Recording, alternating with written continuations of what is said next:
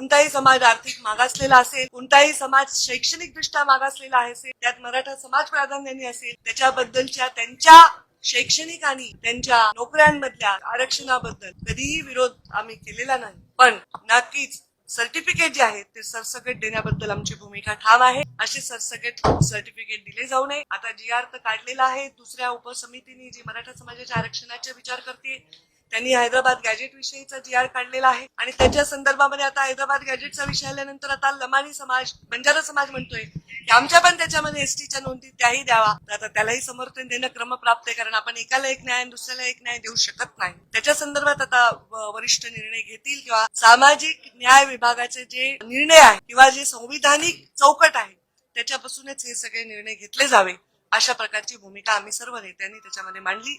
आणि भविष्यात आता हे मीटिंग वेळोवेळी होत राहतील, वेळोवेळी जे जे विषय येत राहतील त्या विषयांवर आम्ही ठाम भूमिका घेऊ.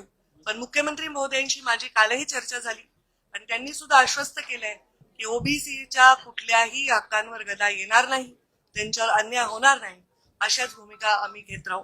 त्याच्यावर आम्ही नक्कीच विश्वास